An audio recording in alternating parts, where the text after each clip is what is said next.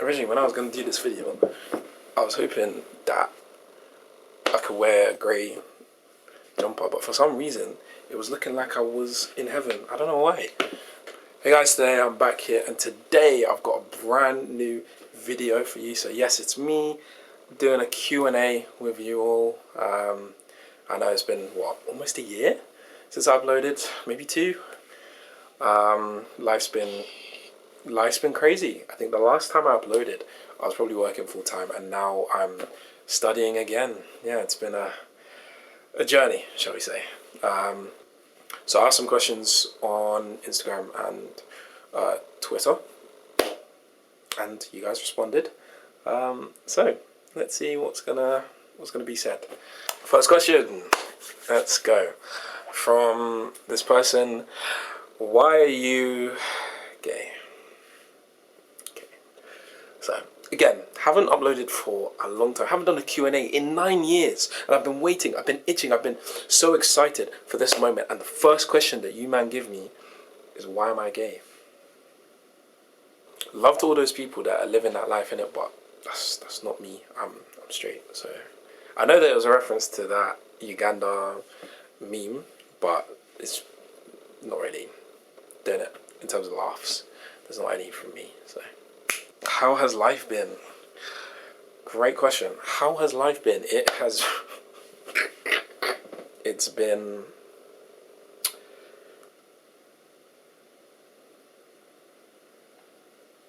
but yeah, no, life's good.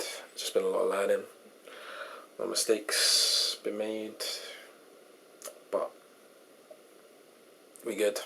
Be even better when Man United start winning football matches. So okay, right. So next question is, right, what's your favorite poem?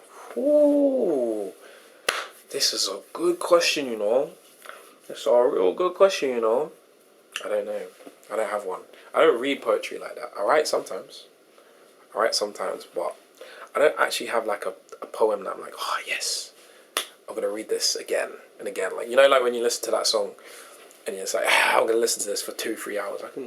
There's not like a poem that I'm like, oh yeah, no, I don't have one. What's your favorite pasta shape? Ooh, see, this is what I'm talking about. Good question. It's not that nonsense first question that we got. It's a real good question. Yeah, favorite pasta shape. It's a sticky one still. It's a sticky one still. I'm thinking the spiral is good, but the penne is nice. But it's gonna have to be the shell one. The shell one is c'est magnifique in French, or muy elegante, as they would say in Spanish. Honestly, because when you add in the sauce and sugarcane, the shell will then collect. It will collect the seasoning, the flavor, the sauce, sugarcane, and then when you consume, you're consuming the sauce and you're consuming the shell, and it's a very nice tango that's going on in your taste buds, and then it continues into your stomach, sugarcates, and you can absorb nutrients. It's just good. So I'm saying shell pasta, splendid. Great question. Are these anonymous? Great. Look at these questions. This I ask you guys to do one job. Yeah, one job. Why did you moan after my world-class assist on? So the full question is, why did you moan after my world-class assist on clubs? Look, okay, I'm going to try and look to see if I can find a clip for you guys so you can understand. But I personally don't remember me doing this, but I don't think I did. Guys keep goal hanging slightly better than you. Oh, what a pass. But sometimes in football, there's some things that just happen on the football pitch that you just have to release you instinctively just go, wow. I think that's what it is. It's just when I was playing pro clubs and you did that particular pass or flick or whatever, it was just so intelligent and so splendacious to see unfold that I just had to do it. You know what I mean? I just had to make a noise. I don't think I moaned, so I think that's you. Excuse me. I think that's you imagining things, because I don't do that. So, yeah. But I think that it's just one of those things. In football, sometimes something splendid happens. You just have to go, wow, you know? So, but yeah, I don't think I'm owned, so I don't do that. Realistically, where do you think United will finish in the table? That's the question, bro. Where are we going to finish? Where are we going to finish? Because last week, or the week before, you know what I'm saying, we're winning, we're doing nice. The next week, we'll draw. And then we'll draw. So we drew against Tottenham. I missed the game, unfortunately. So, which is another thing, you know, but I'll talk about it later. So, people were saying that Šeško missed chances. And then, defensively, we just got unlucky. But we should have won the game. And it's like, well, if this is how it's going to be all season, or for a good portion of our games, then I won't be surprised if we finish 5th or maybe 6th. At best, like if we really locked in, I think with the players that we have, we could finish 4th. But that's really down to if the players can be consistent and go on a nice run of games where they just go unbeaten, and not just majority draws, like they win matches, you know. Get the results over the line.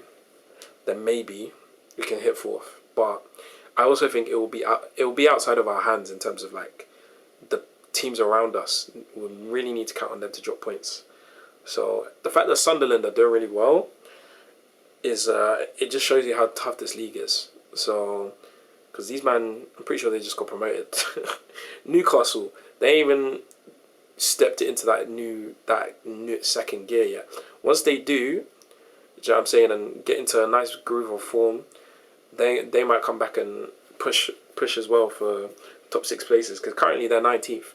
So it's a long way, but we've got to check back in March. At the end of the day, it's so early to be talking about table positions. Right now, you just want your team to be playing good football and finding consistency, and consistently making chances, because it means eventually the goals will come, hopefully.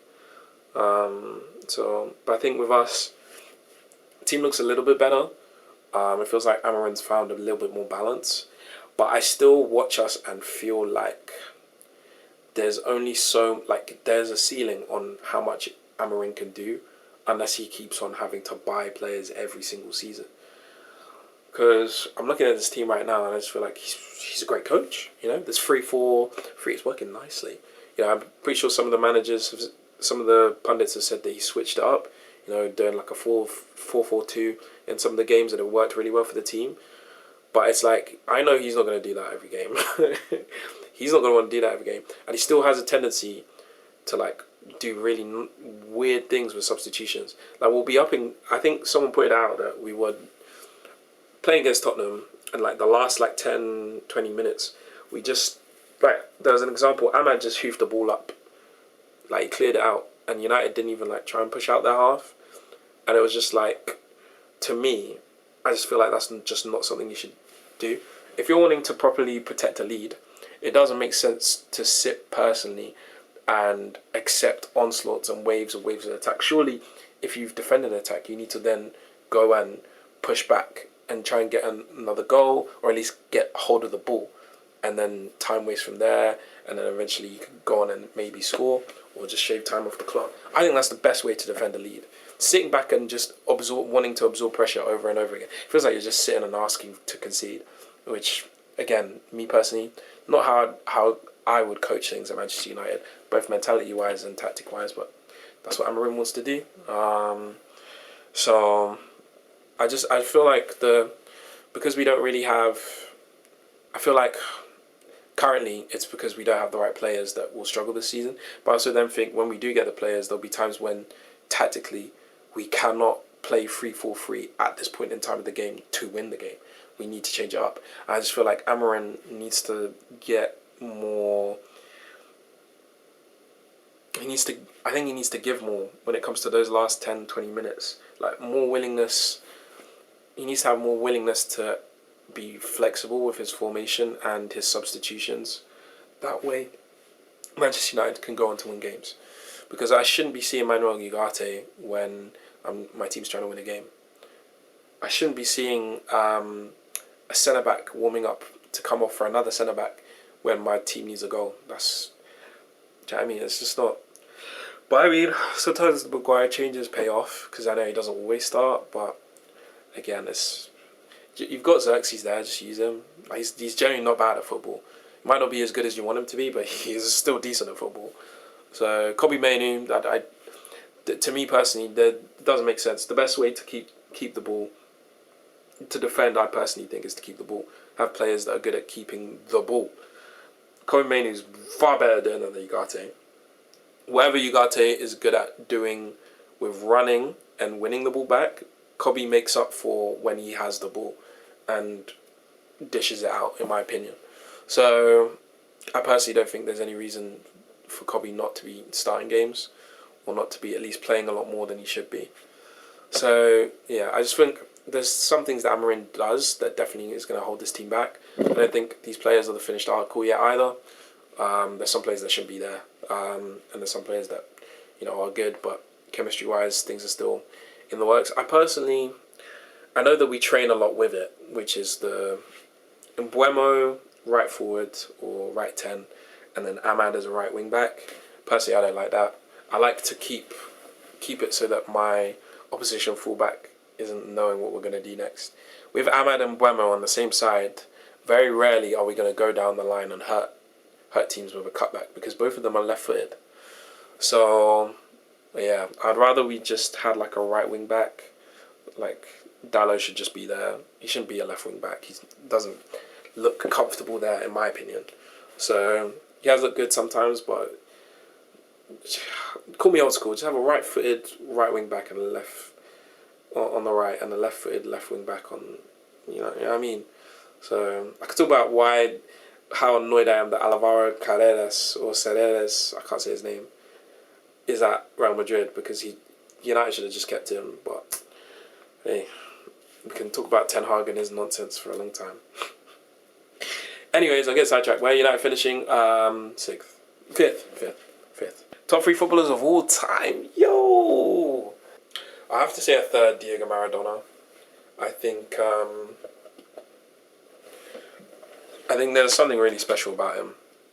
Like, really special when I watch the clips back on YouTube because, of course, I wasn't alive when he played. I just think, in terms of what he's done internationally and both domestically, and the way that former players talk about him, different, man.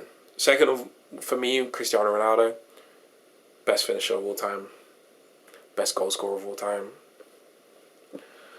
Mentality-wise, probably one of the best players in terms of how he views how he needs to be in the game in terms of physical fitness.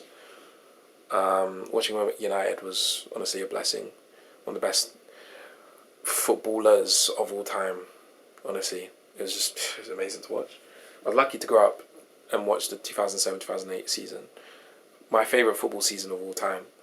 So, yeah, it's special. And at Real Madrid reached heights that some players would kill to hit, Special player. Special player. Questionable person. For those that know, if you don't know, Google's there, you can find out why he's probably not the best role model in terms of how you carry yourself outside of football. But a story for another day. But as an actual footballer, yeah, he was. When people say he's the GOAT, I completely can see why. So yeah, it's just a great goal scorer. Good playmaking as well, especially when he was younger. Some of the way he would just take players out of the game just to try and create a chance. Just for Anderson to hit it over, bruv. Or Tevez to miss, or Berbatov to miss, unfortunately. To be fair, it didn't happen that often, but it did happen sometimes. Even Rooney missed a couple, but he scored a lot. So Maradona. If people said Pele instead, I would have been like, fair enough. Maradona, Ronaldo, and then Messi. So.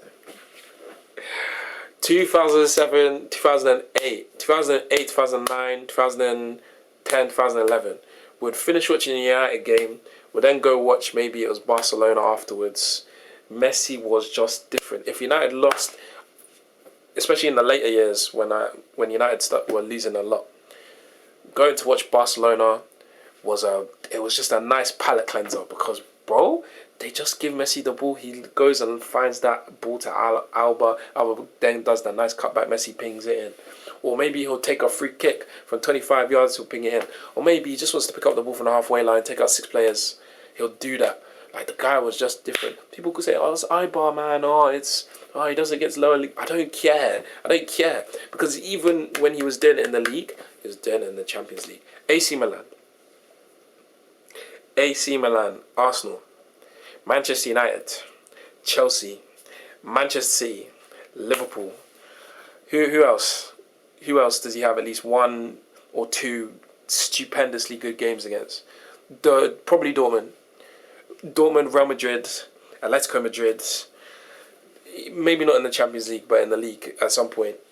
Where else? Valencia back in the day, because they used to be good. Should I keep going?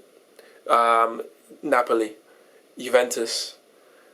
Do you know what I mean? There's at least one game where Messi has looked stupendous against every single team that I've just mentioned. Like, he was just so good. Same could be said for Ronaldo against the majority of those teams as well, by the way. So, I didn't say Inter. Maybe I should have said Inter for Messi. I don't know. But yeah, no.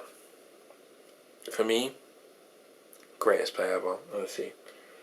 Playmaking, vision on the passing, the 1-2s, the shooting, the finishing, the World Cup, bruv.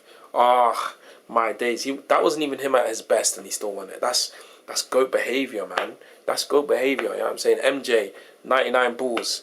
If you're going to sit there and tell me that's the best version of Michael Jordan, both athletically and physically, no. But he still went and got the job done and got the championship home. Messi, not even at his best physically and all of that, but still he managed to bring it home for the country. He's won it all, man. He's the great. He's the GOAT. So, yeah. Maradona or Pelé. Ronaldo, Messi.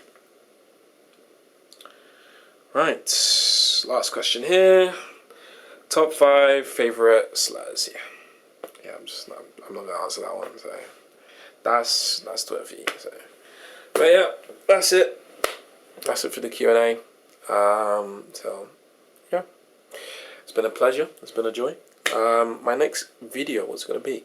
It will most likely be me talking about Daredevil. I'm going to be talking about Daredevil Born Again, and the 3 things that I'm excited for. I might do one video just talking about how much I liked it, what didn't really work for me. So I might do a review. But yeah, that's what's next. Football wise, what are we going to do? Ooh, what are we gonna do? I'll